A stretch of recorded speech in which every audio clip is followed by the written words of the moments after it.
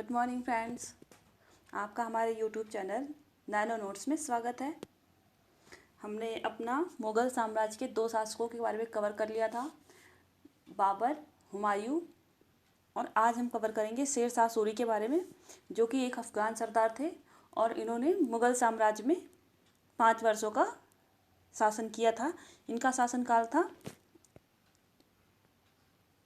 1540 से 1542 तक। 1540 से 1545 तक इन्होंने 5 वर्षों तक भारत में शासन किया, मुग़ल साम्राज्य में। ठीक है, इनके बारे में देखते हैं मैप के माध्यम से। इनका साम्राज्य कहाँ कहाँ तक विस्तृत था।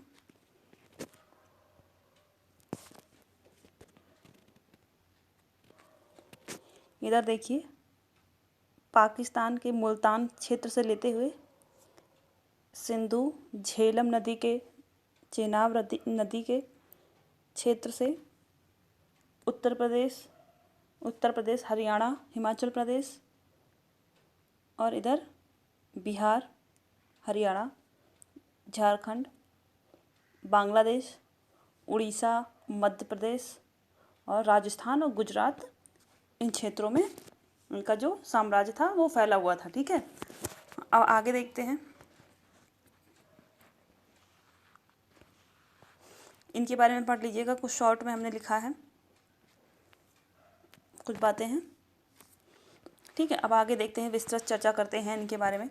तो शेर शाह सूरी का अन्य नाम था फरीद खां या शेर खां नाम था। इनका जन्म 1485-86 में हुआ था।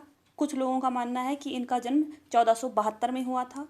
इनकी जन्मभूमि हिसार थी, जो कि आज हरियाणा में है, अथवा सासाराम बिहार में।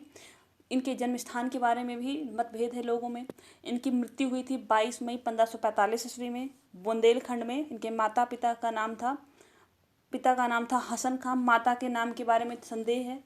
संतान इनकी जलाल खां थी, जो कि बाद में जब सिंहासन आरोहण उनका होता है तो उन्होंने इस्लाम शाह सूरी की उपाधि धारण की थी। शेर शाह सूरी ने शेर शाह की उपाधि धारण की थी। इनकी राज्य सीमा उत्तर मध्य भारत तक फैली हुई थी। शासनकाल 17 मई 1540 से 22 मई 1545 तक था। 5 वर्षों का शासनकाल था। इनका राज्याभिषेक 17 मई 1540 ईस्वी को हुआ था। धर्म था इस्लाम धर्म।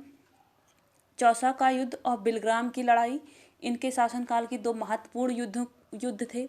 इनके पूर्वाधिकारी जो थे हुमायूं थे, और उत्तराधिकारी थे इस्लाम शाह सूरी। इनके पुत्र थे।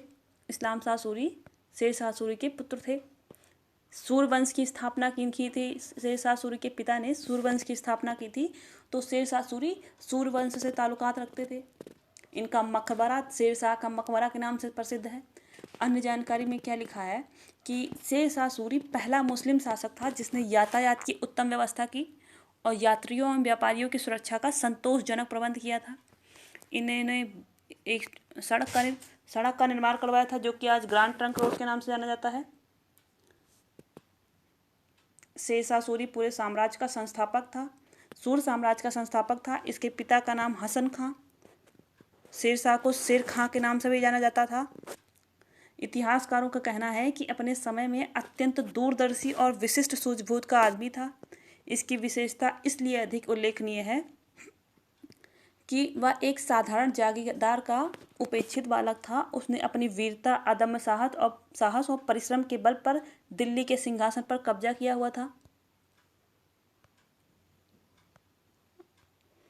हुमायूं और शेर शाह के बारे में देखते हैं। आगरा में हुमायूं की अनुपस्थिति के दौरान शेर शाह ने जो अपनी स्थिति और मजबूत कर ली थी, वह बिहार का निर्विरोध स्वामी बन गया था। नज़दीक और पास के अफगान उसके नेतृत्व में इकट्ठे हो गए थे। हालांकि वह अब भी मुगलों के प्रति वफादारी की बात करता था, लेकिन मुगलों को भारत से निकालने के लिए उसने खूबसूरती से योजना बनाई। बहादुर शाह से उसका गहरा संपर्क था। बहादुर शाह ने हथियार और धन आदि से उसकी सहायता की मुगलों को भारत से निकालने में। इन स्रोतों के उपलब्ध हो जाने से उसने एक कुशल और बृहद सेना एकत्रित कर ली थी। उसके पास 1200 हाथी थे। हुमायूं के आगरा लौटने के कुछ ही दिन बाद शेर शाह ने अपना सेना का उपयोग बंगाल के सुल्तान को हराने में किया था, और उसने जब बंगाल के सुल्तान को हरा दिया तो 1,30,000 दिनार दिनार जो होती थी वो स्वर्ण मुद्राएं होती थी, प्राप्त कर ली थी। इससे उसकी शक्ति और बढ़ गई। ठीक है।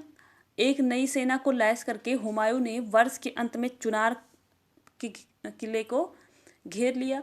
और हुमायूं ने सोचा था कि ऐसे शक्तिशाली किले को पीछे छोड़ना उचित नहीं होगा, क्योंकि इससे उसकी जो रसद के मार्ग को खतरा हो सकता था।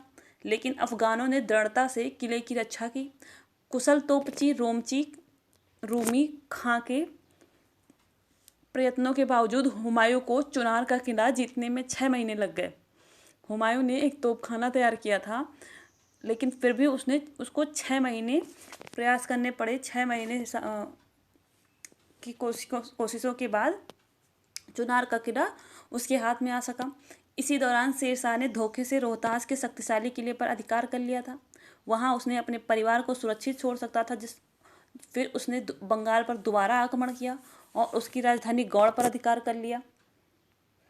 ठीक है। जब 1539 में चौसा का युद्ध हुआ और 1540 में बिलग्राम का युद्ध हुआ, बिलग्राम के युद्ध को कन्नौज का युद्ध भी बोलते हैं, तो इसमें शेरशाह सूरी जीत गया और दिल्ली की गद्दी पर उसने आरूढ़ हुआ। भारत में द्वितीय अफगान साम्राज्य के संस्थापक के रूप में शेरशाह ने शेर खां तथा बाबर के चंदेरी अभियान के दौरान कहे गए ये शब्द अक्षरशः से खुतबे पढ़वाए और सिक्के ढलवाए। जिस समय शेरशाह दिल्ली के सिंहासन पर बैठा, उसके साम्राज्य की जो सीमाएं थी वो पश्चिम में कन्नौज से लेकर पूरब में असम की पहाड़ियां तक फैली हुई थी, उत्तर में हिमालय से लेकर दक्षिण में झारखंड की पहाड़ियों और बंगाल तक फैली हुई थी। इसका गखरों से युद्ध हुआ। 1541 में शेरशाह सूरी ने गखरों को समाप्त करने के लिए एक अभियान चलाया था, और गखरों को इसलिए समाप्त करना चाहता था क्योंकि ये एक जनजाति थी जो कि लड़ाकू थी जनजाति, और ये बहुत शक्तिशाली थी। तो इसने गखरों जाति को समाप्त करने के लिए बहुत सारे प्रयत्न किए, लेकिन ये उनको हरा नहीं सका। इसी के बदले उसने रोहतासगढ़ के पास एक किले का निर्माण करवा दिया था, जिससे ये अपनी सीमा में उनको आने से रोक सके। ठीक है। उसके बाद उसने यात्रियों और व्यापारियों की सुरक्षा का प्रबंध किया था। लगान और मालगुजारी वसूल करने का संतोषजनक व्यवस्था की थी। शेरशाह सूरी के फरमान फारसी भाषा के साथ नागरी अक्षरों में भी होते थे। ठीक है। देवनागरी जो लिपि है उसमें और फारसी भाषा में, दोनों में इसके फरमान होते थे। वह पहला बादशाह था जिसने बंगाल के सोना गांव से सिंधु नदी तक 2000 मील लंबी पक्की सड़क बनवाई थी। इसी को आज बोलते हैं ग्रैंड ट्रंक रोड। उस सड़क पर घुड़सवारों द्वारा डाक लाने ले जाने की व्यवस्था थी। ठीक है। यह मार्ग उस समय सड़क ए आजम कहलाता था। बंगाल से पेशावर तक की यह सड़क 500 कोस या 250 किलोमीटर लंबी थी। शेरशाह ने इस सड़क पर यात्रियों की सुविधा के लिए प्रत्येक कोस पर मीनार बनवाई थी। सड़कों पर ठहरने के लिए सराय बनवाए थे। पानी का बंदोबस्त रहता था। शेरशाह का भतीजा अदली था, जो शेरशाह के पुत्र और उत्तराधिकारी इस्लाम शाह के बाद 1554 में गद्दी पर बैठा था। यहाँ एक बिंदु स्मरणीय ये है कि शेरशाह ने अफगानों के दबाव के कारण हिंदुओं से जजिया कर को समाप्त नहीं किया था। ठीक है। उसने हिंदुओं से जजिया कर को नहीं हटाया और कई सारे मुसलमानों पे जो कर लगे थे उनको हटा दिया, पर जजिया को लगा रहने दिया। ठीक है। गखरों से युद्ध के पश्चात उसने मालवा का अभियान 1542 में किया। 1542 में मालवा जो था उसमें कोई केंद्रीय शक्ति नहीं थी जो कि उसको सुदृढ़ीकरण कर सके, उसको मजबूती प्रदान कर सके। तो उस समय मालवा की स्थिति बहुत कमज़ोर पड़ी थी, और इसी का फ़ायदा उठा के शेरशाह सूरी ने मालवा पर आक्रमण कर दिया और मालवा को जीत लिया। उसके पश्चात उसने 1543 में रायसीन का अभियान किया। पूरनमल की मृत्यु के बाद राजपूत स्त्रियों ने पूरनमल जो वहाँ शासक थे रायसीन के, उनको वहाँ से उनकी मृत्यु कर दी थी। इसने मार दिया था रायसीन पर आक्रमण करके। तो वहाँ की उनकी जो पत्नियाँ थी, वहाँ की पूरनमल की जो पत्नी थी, उन्होंने जौहर प्रथा को अपना लिया था। ठीक है। उसके बाद इसने मारवाड़ पर आक्रमण कर दिया और मारवाड़ के जो शासक थे मालदेव, उनको हरा दिया और इसने मारवाड़ पर अधिकार कर लिया 1544 ईस्वी में। उसके बाद आता है कालिंजर का अभियान। कालिंजर के अभियान में ही ये इसका अंतिम अभियान होता है और इसी के पश्चात इसकी मृत्यु हो जाती है। ठीक है, तो कहा जाता है कि कालिंजर का अभियान जो किया था शेरशाह सूरी ने, वहाँ पे एक जो शासक थे कालिंजर के, कीरत सिंह थे, शेरशाह के आदेश के विपरीत रीवा के महाराजा वीरभान सिंह बघेला को शरण दे रखी थी। इस कारण से नवंबर 1544 ईस्वी में शेरशाह ने कालिंजर किले को घेरा डाल दिया। लगभग 6 महीने तक किले को घेरे रखने के बाद भी सफलता के आसार न देखकर शेरशाह ने किले पर गोला बारूद के प्रयोग करने का आदेश दे दिया। ऐसा माना जाता है कि एक दीवार के किले के दीवार से टकराकर एक गोला के विस्फोट से शेरशाह की 22 मई 1545 ईस्वी को मृत्यु हो गई। ठीक है, तो मृत्यु के समय वह उक्का नाम का एक आग्नेय शास्त्र चला रहा था। उसका जिससे उसकी मृत्यु हुई थी, उस आग्नेय शास्त्र का नाम, उस गोले का नाम उक्का था। उसके मरने से पूर्व किले को जीत चुका था। ठीक है, जब वो मरा वो किले पर जीत चुका था, लेकिन फिर भी जीतने के बाद भी उसकी मृत्यु हो गई। उसकी मृत्यु पर इतिहास कानूनगों ने कहा है, इस प्रकार एक महान राजनीतिक एवं सैनिक का अंत अपने जीवन की विजयों एक लोक हितकारी कार्यों के मध्य ही हो गया था। ठीक है, इसकी वित्त व्यवस्था के बारे में देखते हैं। शेरशाह की वित्त व्यवस्था जो थी,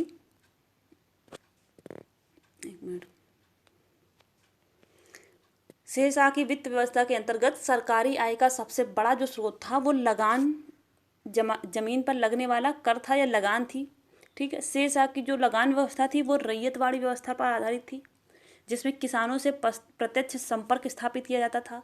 स्थानीय आय, जिसमें कई प्रकार के करों से एकत्र करते थे, उन्हें अब्बास कहा जाता था। ठीक है, क्या कहा जाता था? अब्बास कहा जाता था।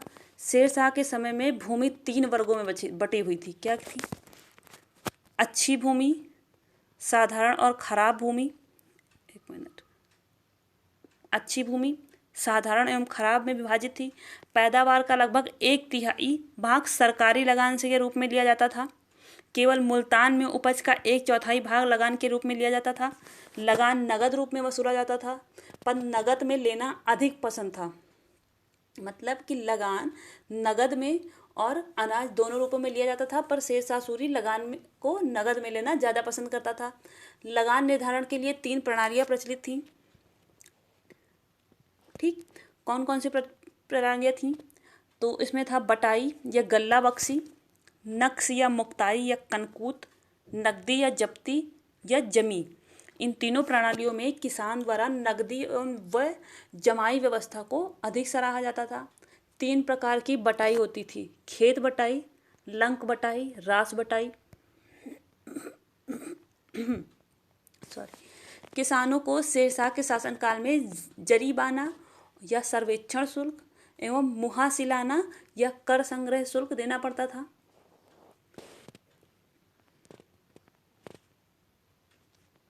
ठीक है,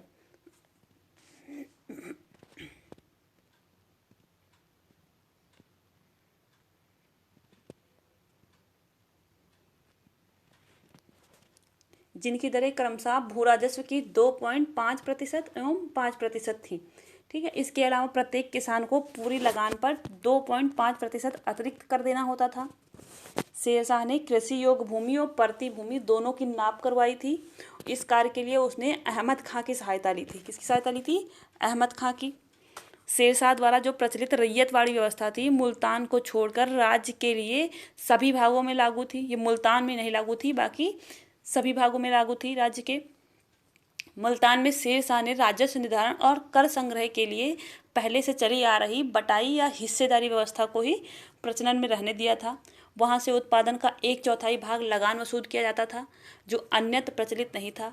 ठीक है, शेरशाह ने भूमि की माप के लिए 32 अंक वाला सिकंदरी गज एवं सन की डंडी का प्रयोग किया था। ठीक है, शासन सुधार के क्षेत्र में शेरशाह ने एक जनहितकारी व्यवस्था की स्थापना की थी, जिसमें काफ़ी कुछ अकबर ने भी सीखा था। इसीलिए कहा जाता है कि जो शेरशाह सूरी था वो अकबर का पूर्वगामी था। मतलब कि शेरशाह सूरी की कई सारी नीतियों से अकबर भी प्रभावित हुआ था और उसकी नीतियों का उसने अनुसरण किया था। शासन के सुविधाजनक प्रबंध के लिए उसने सारे साम्राज्य को 47 भागों में बांटा था, जिसे प्रांत कहा जाता था। प्रत्येक प्रांत परगने तथा गांव परगने में बटे थे। ठीक है, पता नहीं क्या हो जाता है। ठीक है, काफ़ी कुछ यह व्यवस्था आज की प्रशासनिक व्यवस्था से मिलती है। शेर शाह के शासनकाल का भूमि व्यवस्था अत्यंत ही उत्कृष्ट थी। उसके शासन के काल में महान भूविशेषज्ञ टोडरमल खत्री था। भूविशेषज्ञ कौन था? टोडरमल खत्री था, जिसने आगे चलकर अकबर के साथ भी कार्य किया। ठीक है, और शेर शाह ने भूमि सुधार के अनेक कार्य किए। उसमें भूमि की नाप कराई, भूमि को बीघों में बांटा, उपज का 3/1 भाग भूमि कर के रूप में निर्धारित किया जाता था। उसने भूमि कर को अनाज एवं नगद दोनों रूपों में लेने की प्रणाली विकसित की थी। ठीक, पट्टे पर माल गुजारी लिखने की व्यवस्था की गई। किसानों को यह व्यवस्था दी गई कि वे अपना भूमि कर स्वयं राजकोष में जमा कर सकते थे। अकबर के शासनकाल की भूमि व्यवस्था काफ़ी कुछ इसी पर आधारित थी। बाद में अंग्रेजों ने भी इसको लागू किया था। आगे देखते हैं मुद्रा व्यवस्था। ठीक, तो मुद्रा व्यवस्था के बारे में देखते हैं। शेर शाह ने जो मुद्रा व्यवस्था में सुधार किया था, उसने सोने एवं चांदी के आकर्षक सिक्के चलवाए थे। कालांतर में इन सिक्कों का अनुसरण मुगल सम्राटों ने किया। शेर शाह ने 167 ग्रेन सोने की असरफी 167 ग्रेन सोने की असरफी और 178 ग्रेन चांदी का रुपया चलवाया था एवं 380 ग्रेन तांबे का दाम चलवाया था। 167 ग्रेन सोने की असरफी, 178 ग्रेन चांदी का रुपया, 380 ग्रेन तांबे का दाम चलवाया था। उसने शासनकाल में 23 टकसालें थी। उसने अपने सिक्कों पर अपना नाम, पद एवं टकसाल का नाम अरबी भाषा में और देवनागरी में लिपि में खुदवाया था। ठीक है, शेर शाह के रुपये के विषय में स्मिथ ने कहा है कि यह व्यवस्था वर्तमान ब्रिटिश मुद्रा प्रणाली का आधार है। आज जो रुपया चलता है ये शेर शाह सूरी ने ही चलवाया था। ठीक है, और उस पर जो उसने टकसाल का नाम लिखवाया था, आज भी टकसालों के जो मार्क होते हैं, सिंबल होते हैं, लोगो होते हैं, वो सिक्कों पर छपे होते हैं। आज नाम नहीं होता पर लोगो छपे होते हैं। ठीक है, और परिवहन व्यवस्था के बारे में देखते हैं। शेर शाह सूरी के शासनकाल की सबसे बड़ी व्यवस्था उसकी परिवहन व्यवस्था थी। सड़कें किसी भी राष्ट्र के विकास की धुरी मानी जाती हैं। शेर शाह सूरी ने इसके महत्व को जाना था और उसने अपने समय से आगे सोचकर इतिहास में अमर हो गया। शेर शाह सूरी ने बंगाल के सोना गांव से सिंध नदी तक 2000 मील लंबी पक्की सड़क बनवाई थी, जिससे यातायात की उत्तम व्यवस्था हो सके। उसके साथ ही उसने यात्रियों और व्यापारियों की सुरक्षा के लिए भी संतोषजनक प्रबंध किया। ग्रांड ट्रंक रोड का निर्माण करवाना शेर शाह सूरी के विलक्षण सोच का परिणाम था। यह सड़क सदियों से देश के विकास में अहम भूमिका निभा रही है। उसने सड़कों पर मील के पत्थर लगवाए, डाक को सही किया, घुड़सवारों द्वारा डाक को लाने ले जाने की व्यवस्था की। उसने आदेश फारसी तथा के साथ नागरी अक्षरों में भी होते थे। अनेक भवनें, जिसमें रोहतासगढ़ का किला था, अपना मकबरा, दिल्ली का पुराना किला का निर्माण कराया। शेर शाह ने सड़कों के किनारे छायादार वृक्ष लगवाए थे, फल लगवाए थे और पानी की व्यवस्था की थी। वहाँ पे उसने चेयर भी लगवाया था जिससे लोग बैठ के आराम कर सकें। ठीक है, और उसने दिल्ली में उसने शहर पनाह नामक बिल्डिंग बनवाई थी, जो आज वहाँ का लाल दरवाज़ा है। ठीक है,